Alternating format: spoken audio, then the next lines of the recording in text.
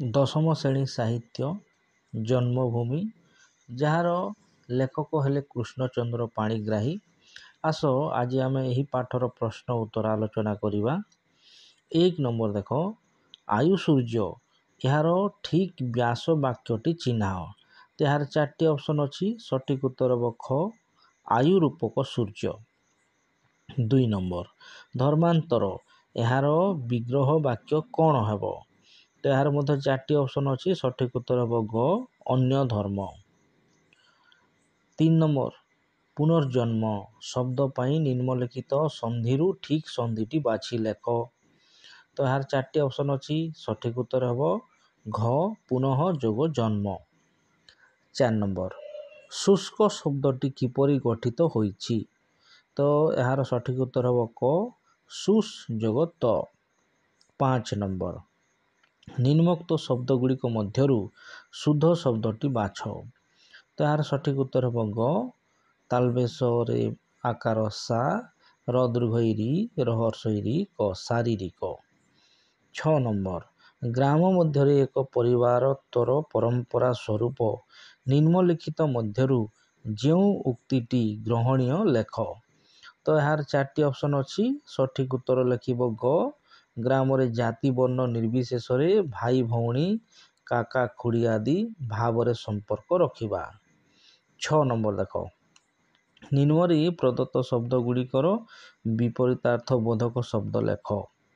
ତ ବିପରୀତ ଶବ୍ଦ ଲେଖିବ ବିଶାଳ, ବିଶାଳର ହେବ ଖର୍ବ, ସ୍ମରଣର ହେବ ବିସ୍ମରଣ, ଅସ୍ୱୀକାରର ହେବ ସ୍ୱୀକାର, ଅବାଞ୍ଛିତର ବାଞ୍ଛିତ, ପ୍ରଶଂସାର ହେବ ନିନ୍ଦା, ଆଉ ମଧୁରର ହେବ ତିକ୍ତ। 8 ନମ୍ବର, ନିମ୍ନଲିଖିତ ଶବ୍ଦଗୁଡ଼ିକୁ ଉପଯୁକ୍ତ ବାକ୍ୟରେ ପ୍ରୟୋଗ କର। ଆଭିଜାତ, ଅଭିଜାତ, ଅଭିଜାତକୁ ଲେଖିବ ବିଜୁ ପଟ୍ଟନାୟକ ଜଣେ ଅଭିଜାତ ବଂଶଧର ଥିଲେ। ପ୍ରତ୍ୟୟ, ଏହାକୁ ବାକ୍ୟ ଗଠନ କରିବ ଯେ ମୋର ତାଙ୍କ କଥାରେ ପ୍ରତ୍ୟୟ ନାହିଁ। ସିକ୍ତ, ଅଶ୍ରୁ ସିକ୍ତ ନୟନରେ ସୀତା ବସିଥିଲେ। ପ୍ରବଞ୍ଚନା, ପ୍ରବଞ୍ଚନା କରି ରାବଣ ସୀତାଙ୍କୁ ଚୋରି କରି ନେଇଯାଇଥିଲା। ଅକର୍ମା, ଅକର୍ମା ମାନେ ବଞ୍ଚିବା ଧିକ୍। ଶୀର୍ଣ୍ଣ, ବୃଦ୍ଧ ବ୍ୟକ୍ତିଟି ଶୀର୍ଣ୍ଣ ଶରୀରରେ କରୁଣ ଦିଶୁଛି। 9 ନମ୍ବର, ପାଦରେ ଦଳି ଦେବା, ପାର ପାଇବା, କଣ୍ଟ କରିବା, ଏହି ରୂଢ଼ିଗୁଡ଼ିକୁ ବାକ୍ୟରେ ବ୍ୟବହାର କର। ତ ପାଦରେ ଦଳି ଦେବା ଲେଖିବ ସେ ନିଜର ଭବିଷ୍ୟତକୁ ନିଜେ ପାଦରେ ଦଳିଦେଲା, ମାନେ ନଷ୍ଟ କରିଦେଲା। ପାର ପାଇବା, ଏ ବିପଦରୁ ମୁଁ ପାର ପାଇବି ଏ ଭରସା ମୋର ନଥିଲା। ପାର ପାଇବା ମାନେ ନିସ୍ତାର ପାଇବା। କଣ୍ଟ କରିବା, ତୁ କଣ୍ଟ କରି କହିଦେଇ ଗଲୁ କିନ୍ତୁ ଆସିଲୁ ନାହିଁ। 10 ନମ୍ବର, ଶ୍ରମକୁ ଯେ ଜୀବନ ଧାରଣର ପନ୍ଥା ବୋଲି ଗ୍ରହଣ କରନ୍ତି ତାଙ୍କୁ କୁହାଯାଏ ଶ୍ରମଜୀବୀ। ସେହିଭଳି ଶେଷରେ ଜୀବୀ ଥିବା ଆଉ 5ଟି ଶବ୍ଦ ଲେଖ। ତ କୃଷିଜୀବୀ, ମତ୍ସ୍ୟଜୀବୀ, ବୁଦ୍ଧିଜୀବୀ, ଭିକ୍ଷାଜୀବୀ, ଶ୍ରମଜୀବୀ, ଏହିପରି ଲେଖିବ। 11 ନମ୍ବର, ବାମ ପାଖରେ ଥିବା ଶବ୍ଦ ସହ ଡାହାଣ ପାଖରେ ଥିବା ଉପଯୁକ୍ତ ଶବ୍ଦକୁ ଯୋଡ଼ି ସ୍ୱତନ୍ତ୍ର ବାକ୍ୟରେ ପ୍ରୟୋଗ କର। ତ ଶସ୍ୟ ଶ୍ୟାମଳା ଧରଣୀ ହେବ। ଲେଖିବ ଶସ୍ୟ ଶ୍ୟାମଳା ଧରଣୀ ଦେଖିଲେ କାହା ମନରେ ଆନନ୍ଦ ଜାତ ନ ହୁଏ। ସେହିପରି କ ସ୍ତମ୍ଭର ସ୍ତୂପୀକୃତ, ଖ ସ୍ତମ୍ଭର ମେଘ ହେବ। ସ୍ତୂପୀକୃତ ମେଘମାଳାର ସୌନ୍ଦର୍ଯ୍ୟ ଦେଖି କିଏ ବା ଆମୋଦିତ ନ ହୁଏ। ଗ ନମ୍ବର, ସ୍ୱର୍ଣ୍ଣ ଶୀର୍ଷ, ସେଇଟା ହେଇଯିବ ଧାନ୍ୟ। ତ କୃଷକ ମନରେ ସ୍ୱର୍ଣ୍ଣ ଶୀର୍ଷ ଧାନ୍ୟ ଆନନ୍ଦ ସଞ୍ଚାର କରି। ଘ ନମ୍ବର, ଯୁକ୍ତିବାଦୀ, ଏହାର ହେଇଯିବ ଜୀବ। ତ ସେ ଜଣେ ଯୁକ୍ତିବାଦୀ ଜୀବ। ସେହିପରି କ ସ୍ତମ୍ଭର ଅଭ୍ରଙ୍କଶ, ଖ ସ୍ତମ୍ଭର ହେବା ପ୍ରାସାଦ। ଅଭ୍ରଙ୍କଶ ପ୍ରାସାଦ ଗୁଡ଼ିକରେ ସଜ୍ଜିତ ଆଲୋକ ଆକାଶର ତାରକା ଭଳି ଦେଖାଯାଏ। କ ସ୍ତମ୍ଭର ଦୋଳାୟମାନ, ଖ ସ୍ତମ୍ଭର ହେବ ପଦପଲ୍ଲବ। ଭଗବାନ କୃଷ୍ଣଙ୍କର ଦୋଳାୟମାନ ପଦପଲ୍ଲବରେ ଶରାଘାତ ହେତୁ ରକ୍ତ ବହିଲା। ଆହେତୁକ, ଖ ସ୍ତମ୍ଭର ବ୍ୟଥାରେ ଏହାକୁ ଯୋଗ କରିବ, ତ ଏଇଟା ହେଇଯିବ ଅହେତୁକ ବ୍ୟଥା। ତ ବନ୍ୟା ପ୍ରପୀଡ଼ିତ ମାନଙ୍କର ଦୁର୍ଦ୍ଦଶା ଗୋପବନ୍ଧୁଙ୍କୁ ଅହେତୁକ ବ୍ୟଥା ଦେଉଥିଲା। ତାପରେ କ୍ଷୁଦ୍ର ଉତ୍ତରମୂଳକ ସବୁ ପ୍ରଶ୍ନ ଅଛି। 12 ନମ୍ବର, ଲେଖକ ଜନ୍ମଭୂମି ପଲ୍ଲୀକୁ ନିଜର ମା ବୋଲି ଭାବିଛନ୍ତି କାହିଁକି? ତ ପଲ୍ଲୀ ଭୂଇଁରେ ମାତୃଗର୍ଭରୁ ପଡ଼ି ଭୂମି ସ୍ପର୍ଶ ଲାଭ କରି ରୂପ, ରସ, ଗନ୍ଧ, ସ୍ପର୍ଶର ପ୍ରଥମ ପରିଚୟ ପାଇଥିବାରୁ ଏବଂ ବିଷମ ବିପାକ ବେଳେ ଫଳ, ପୁଷ୍ପ, ଶାକ, ତଣ୍ଡୁଳାଦିରେ ନିଜର ଶିଶୁପୁତ୍ରକୁ ପରିପୁଷ୍ଟ କରିବାର ସୌଭାଗ୍ୟ ପାଇଥିବାରୁ ଜନ୍ମଭୂମି ପଲ୍ଲୀକୁ ନିଜର ମା ବୋଲି ଭାବିଛନ୍ତି। 13 ନମ୍ବର, ଜନ୍ମଭୂମିକୁ ଧାତ୍ରୀ ଓ ଶିକ୍ଷୟିତ୍ରୀ କହିବାର କାରଣ କ'ଣ? ତ ଲେଖିବ ଯେ ଜନ୍ମଭୂମି ଲାଳନ ପାଳନର ସମସ୍ତ ଉପାଦାନ ସାଇତି ରଖିଥିବାରୁ ଏବଂ ଜୀବନ ଧାରଣର ଆଧାର ହୋଇଥିବାରୁ ସେ ଧାତ୍ରୀ। ଜୀବନକୁ ମାର୍ଜିତ କରିବା ପାଇଁ ନାନା ଶିକ୍ଷାଦାନ କରିଥିବାରୁ ଜନ୍ମଭୂମି ଶିକ୍ଷୟିତ୍ରୀ। 14 ନମ୍ବର, ଏ ସମସ୍ତ ମୋର ଜନ୍ମଭୂମି। ଏହି ବାକ୍ୟାଂଶରେ ଏ ସମସ୍ତ କାହାକୁ ବୁଝାଉଛି? ତ ଏ ସମସ୍ତ ଶବ୍ଦଟି ବ୍ୟାପକ ଅର୍ଥରେ ବିଶାଳ ଏସିଆ ମହାଦେଶ, ବିଶାଳ ଭାରତବର୍ଷ, ଓଡ଼ିଶା ପ୍ରଦେଶ ଓ ଜନ୍ମସ୍ଥାନ ପଲ୍ଲୀଗ୍ରାମକୁ ବୁଝାଉଛି। 15 ନମ୍ବର, ବୟସ ବଢ଼ିବା ସହ ଲେଖକଙ୍କର ଜନ୍ମଭୂମି ସହିତ ସମ୍ବନ୍ଧ କିପରି ହେଉଛି ବୋଲି ସେ କହିଛନ୍ତି? ତ ବୟସ ବଢ଼ିବା ସହ ଲେଖକଙ୍କର ଜନ୍ମଭୂମି ସହିତ ସମ୍ବନ୍ଧ ଦିନକୁ ଦିନ କ୍ଷୀଣ ହୋଇ ଲୀନ ହେବାକୁ ବସିଛି ବୋଲି ସେ କହିଛନ୍ତି। 16 ନମ୍ବର, ସମୟ ସ୍ରୋତରେ ଲେଖକ କିପରି ଭାସି ଚାଲିଛନ୍ତି? ତ ସମୟ ସ୍ରୋତରେ ଲେଖକ ନିଃସହାୟ ଶୁଷ୍କ ତୃଣ ପରି ଭାସି ଚାଲିଛନ୍ତି। 17 ନମ୍ବର, ଜନ୍ମଭୂମିର କେଉଁ ରୂପ ଲେଖକଙ୍କ ଆଖି ଆଗରେ ଭାସିଯାଏ? ତ ରାଶି ରାଶି ଶାଳତରୁ ମଧ୍ୟରେ ତଟିନୀ ବେଷ୍ଟିତ ଭଞ୍ଜକୀର୍ତ୍ତି କିରୀଟିନୀ ମଣ୍ଡିତ ଜନ୍ମଭୂମିର ରୂପ ଲେଖକଙ୍କର ଆଖି ଆଗରେ ଭାସିଯାଏ। 18 ନମ୍ବର, ଧର୍ମାନ୍ତର ପରେ ଲୋକର କି ପରିବର୍ତ୍ତନ ହୋଇଥାଏ? ତ ଧର୍ମାନ୍ତର ପରେ ଲୋକ ଧର୍ମ ପାଖରେ ସମସ୍ତ ମାନବିକତାକୁ ଉତ୍ସର୍ଗ କରେ। ସେ ନିଜର ନାମ, ପଦବୀ, ଭାଷା, ଆହାର ବ୍ୟବହାର, ବେଶଭୂଷା ଇତ୍ୟାଦି ବଦଳାଇଥାଏ। 19 ନମ୍ବର, ପଲ୍ଲୀରେ ଏକ ପରିବାରତ୍ୱ ଗଢ଼ି ଉଠିବାର କି ପ୍ରମାଣ ମିଳେ? ତ ଜାତି, ଧର୍ମ, ବର୍ଣ୍ଣ ନିର୍ବିଶେଷରେ ପରସ୍ପର ଭାଇ ଭଉଣୀ, କାକା ଖୁଡ଼ୀ, ମାମୁଁ ମାଇଁ, ମଉସା ମାଉସୀ ଇତ୍ୟାଦିର ସମ୍ପର୍କରୁ ଏକ ପରିବାରତ୍ୱ ଗଢ଼ି ଉଠିବାର ପ୍ରମାଣ ମିଳେ।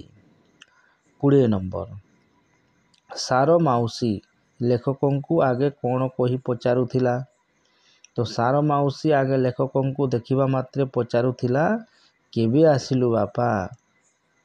21 ନମ୍ବର, ସାର ମାଉସୀର ପ୍ରଶ୍ନ ପଚାରିବାରେ ପରେ କି ପରିବର୍ତ୍ତନ ଆସିଛି? ତ ସାର ମାଉସୀ ଆଗେ ସ୍ନେହପୂର୍ଣ୍ଣ କଣ୍ଠରେ ବାପା ବୋଲି କହୁଥିଲା, କିନ୍ତୁ ପରେ ବାବୁ ବୋଲି ସମ୍ବୋଧନ କରିବାର ଲେଖକ ଶୁଣିଛନ୍ତି। 22 ନମ୍ବର, ଗୋବିନ୍ଦା ଭାଇ କି ପ୍ରକାର ଲୋକ? ଗୋବିନ୍ଦା ଭାଇ ଆଜୀବନ ଅକର୍ମା ଲୋକ। ସେ ଅବିବାହିତ ଏବଂ ତାର ଛୋଟିଆ କୁଡ଼ିଆଟିରେ ରହି ସେ ବିଶ୍ୱ ବିରୋଧରେ ବିଦ୍ରୋହ ଘୋଷଣା କରେ। 23 ନମ୍ବର, ଗୋବିନ୍ଦା ଭାଇ ଲେଖକଙ୍କୁ କୁଟୀରରେ ବସାଇ କି ପ୍ରକାର ବ୍ୟବହାର ଦେଖାଉଥିଲେ? ତ ଲେଖିବ ଯେ ଗୋବିନ୍ଦା ଭାଇ ଲେଖକଙ୍କୁ ଆଗେ ଦେଖିଲେ ବହୁତ ମାନ ସହିତ କୁଟୀରରେ ବସାଉଥିଲେ ଓ ମନବୋଧ ଚଉତିଶା ବ୍ୟାଖ୍ୟା କରୁଥିଲେ। 24 ନମ୍ବର, ଗ୍ରାମଟି ଯାକ ନବାଗତ ଅତିଥିରେ ପରିପୂର୍ଣ୍ଣ ହୋଇଗଲାଣି। ଏଠାରେ କେଉଁ ନବାଗତ ଅତିଥିଙ୍କ କଥା ଲେଖକ କହିଛନ୍ତି? ତ ଲେଖିବ ଏଠାରେ ଲେଖକ ନବାଗତ ଅତିଥି କହିଲେ ଗାଁରେ ଜନ୍ମଗ୍ରହଣ କରିଥିବା ନୂତନ ଶିଶୁମାନଙ୍କ କଥା କହିଛନ୍ତି। 25 ନମ୍ବର ଗ୍ରାମର ଶିଶୁ ସମାବେଶ ଉପରେ ଲେଖକ କି ଅଭିମତ ଦେଇଛନ୍ତି? ତ ଗ୍ରାମରେ ବହୁ ଅପରିଚିତ ଶିଶୁମାନେ ଲେଖକଙ୍କର ଦୃଷ୍ଟି ଆକର୍ଷଣ କରିଛନ୍ତି। ସେମାନେ ଶୀର୍ଣ୍ଣ, ମଳିନ, ଉଲଗ୍ନ, କୃଶୋଦର, ଲମ୍ବୋଦର, ଅବାଞ୍ଛିତ ଓ ଅବହେଳିତ। 26 ନମ୍ବର ଏହି ଶିଶୁମାନେ ଲେଖକଙ୍କୁ ଏବେ ଦେଖିଲେ କିପରି ବ୍ୟବହାର ଦେଖାଇଥାନ୍ତି? ତ ଏହି ଶିଶୁମାନେ ଲେଖକଙ୍କୁ ପୂର୍ବରୁ ଜାଣିନଥିବାରୁ ଆଫ୍ରିକାରୁ ନବାଗତ ଜେବ୍ରା ବା ଜିରାଫ ଚାହିଁ ରହିଲା ପରି ଖାଲି ଚାହିଁ ରହିଛନ୍ତି। 27 ନମ୍ବର ଗ୍ରାମର ସାଧାରଣ ଯୁବକମାନେ କିପରି ସମୟ ବିତାନ୍ତି? ତ ଗ୍ରାମର ସାଧାରଣ ଯୁବକମାନେ ରାଜନୀତିର ଆଶ୍ରୟ ନେଇ ସମୟ ବିତାନ୍ତି। 28 ନମ୍ବର ଗ୍ରାମ୍ୟ ଯୁବକମାନଙ୍କ ସହିତ ପଲ୍ଲୀ ପ୍ରକୃତିର ଶୋଭା ଉପଭୋଗ କରିବା ଲେଖକଙ୍କ ପକ୍ଷରେ କାହିଁକି ସମ୍ଭବ ହୁଏ ନାହିଁ? ତ ରାଜନୈତିକ ମତବାଦ ଅନୁସାରେ ଗ୍ରାମ୍ୟ ଯୁବକମାନଙ୍କର ମାନସିକ ପରିବର୍ତ୍ତନ ଘଟିଥିବାରୁ ସେମାନଙ୍କ ସହିତ ପଲ୍ଲୀ ପ୍ରକୃତିର ଶୋଭା ଉପଭୋଗ କରିବା ଲେଖକଙ୍କ ପକ୍ଷରେ ସମ୍ଭବ ହୁଏ ନାହିଁ। 29 ନମ୍ବର ଶିକ୍ଷିତ ଲୋକେ ପଲ୍ଲୀର କର୍ମ ଯୋଜନାରେ ଅଂଶଗ୍ରହଣ ନ କରିପାରିବାର କାରଣ କ'ଣ? ତ ଶିକ୍ଷିତ ଲୋକେ ପଲ୍ଲୀ ଜୀବନରୁ ଦୂରରେ ରହିଥିବାରୁ ଏବଂ ପଲ୍ଲୀ ଜୀବନର କର୍ମ ଯୋଜନାରେ ଅଂଶଗ୍ରହଣ କରିପାରନ୍ତି ନାହିଁ କାରଣ ଗ୍ରାମବାସୀମାନଙ୍କ ମନରେ ମଧ୍ୟ ଶିକ୍ଷିତ ଲୋକମାନଙ୍କର ସ୍ଥାନ ନଥାଏ। 30 ନମ୍ବର କେଉଁ ପର୍ବରେ ଦୋଳି ଖେଳର ପ୍ରାଧାନ୍ୟ ଥାଏ? ତ ଜାଣିଛ ତୁମେ ରଜ ପର୍ବରେ ଦୋଳି ଖେଳର ପ୍ରାଧାନ୍ୟ ଥାଏ। 31 ନମ୍ବର ରଜ ପର୍ବ ଶେଷ ହେବା ପରେ ନିଷ୍ଠୁର ବାସ୍ତବତା ଆସି ପଡ଼େ ଏକଥା ଲେଖକ କହିବାର ଉଦ୍ଦେଶ୍ୟ କ'ଣ? ତ ରଜ ପର୍ବର ମଉଜ ମଜଲିସ ପରେ ଗ୍ରାମବାସୀମାନେ କୃଷି କର୍ମରେ ଲାଗି ପଡ଼ନ୍ତି। ଏହା ନିଷ୍ଠୁର ବାସ୍ତବତା। 32 ନମ୍ବର ଶିକ୍ଷିତମାନେ କାୟକ୍ଲେଶ ଓ ଆଭିଜାତ୍ୟ ମଧ୍ୟରୁ କେଉଁଟିକୁ ଅଧିକ ପସନ୍ଦ କରନ୍ତି ଓ କାହିଁକି? ତ ଶିକ୍ଷିତମାନେ କାୟକ୍ଲେଶ ସହିବାକୁ ଅକ୍ଷମ ନୁହନ୍ତି କିନ୍ତୁ ସମସ୍ତ ଶିକ୍ଷିତ ଅଭିଜାତ ଶ୍ରେଣୀର ଅନ୍ତର୍ଭୁକ୍ତ। ସେମାନେ ଆଭିଜାତ୍ୟକୁ ଅଧିକ ପସନ୍ଦ କରନ୍ତି। ଶାରୀରିକ ଶ୍ରମ ଛାଡ଼ିବା ସେମାନଙ୍କ ପକ୍ଷରେ ସମ୍ଭବ କିନ୍ତୁ ଆଭିଜାତ୍ୟ ଛାଡ଼ିବା ସମ୍ଭବ ନୁହେଁ। 33 ନମ୍ବର କିଭଳି ଲୋକ ଜୀବନ ଯୁଦ୍ଧରେ ଦିଗ୍ବିଜୟୀ ବୀର ବୋଲି ପରିଚିତ ହୁଏ? ତ ଯେଉଁ ଲୋକ ଆଇନର ବାଧାକୁ କିମ୍ବା ଧର୍ମ ସମାଜର ନିନ୍ଦା ଓ ନୀତିକୁ ପଦରେ ଦଳି ଦେଇ ଆଗେଇ ଯାଇପାରେ ସେ ଲୋକ ଜୀବନ ଯୁଦ୍ଧରେ ଦିଗ୍ବିଜୟୀ ବୀର ବୋଲି ପରିଚିତ ହୁଏ।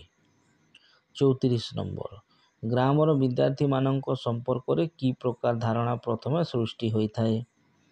ତ ଗ୍ରାମର ବିଦ୍ୟାର୍ଥୀମାନଙ୍କ ସମ୍ପର୍କରେ ପଲ୍ଲୀ ଗ୍ରାମରେ ବହୁ କଳ୍ପନା ଜଳ୍ପନା ଚାଲେ। ସେମାନେ ପିତାମାତାଙ୍କର ଆଶା ଭରସା ଓ ଗ୍ରାମ ବୃଦ୍ଧମାନଙ୍କର ପ୍ରଶଂସାର ଦୃଷ୍ଟାନ୍ତ ହୋଇଥାନ୍ତି। 35 ନମ୍ବର ଶିକ୍ଷିତମାନଙ୍କ ଗ୍ରାମ ଛାଡ଼ି ପଳାଇ ଯିବା ସହ କେଉଁ ପୌରାଣିକ କଥାର ତୁଳନା କରାଯାଇଛି? ତ ଶିକ୍ଷିତମାନଙ୍କ ଗ୍ରାମ ଛାଡ଼ି ପଳାଇ ଯିବା ସହ କୃଷ୍ଣଙ୍କର ଗୋପପୁର ଛାଡ଼ି ମଥୁରାକୁ ଯିବା ପୌରାଣିକ କଥାର ତୁଳନା କରାଯାଇଛି। 36 ନମ୍ବର ଶ୍ରୀକୃଷ୍ଣଙ୍କୁ ମହାଭାରତର କର୍ଣ୍ଣଧାର କୁହାଯାଇଛି କାହିଁକି? ତ ଶ୍ରୀକୃଷ୍ଣ ମହାଭାରତର ମହାସମରକୁ ନିଜର ଅଙ୍ଗୁଳି ନିର୍ଦ୍ଦେଶରେ ଚଳାଇଥିଲେ ତେଣୁ ତାଙ୍କୁ ମହାଭାରତର କର୍ଣ୍ଣଧାର କୁହାଯାଇଛି। 37 ନମ୍ବର ଶ୍ରୀକୃଷ୍ଣଙ୍କ ବଂଶର ଶେଷ ଅବସ୍ଥା କ'ଣ ହୋଇଥିଲା? ତ ଶ୍ରୀକୃଷ୍ଣଙ୍କ ବଂଶର ଶେଷରେ ପ୍ରଭାସ ତୀର୍ଥର ଏରକାର ବନରେ ପରସ୍ପର ହଣାହଣି ହୋଇ ଧ୍ୱସ୍ତ ହୋଇଗଲେ ଅର୍ଥାତ୍ ଶ୍ରୀକୃଷ୍ଣଙ୍କ ବଂଶ ଶେଷରେ ଧ୍ୱଂସ ହେଲା।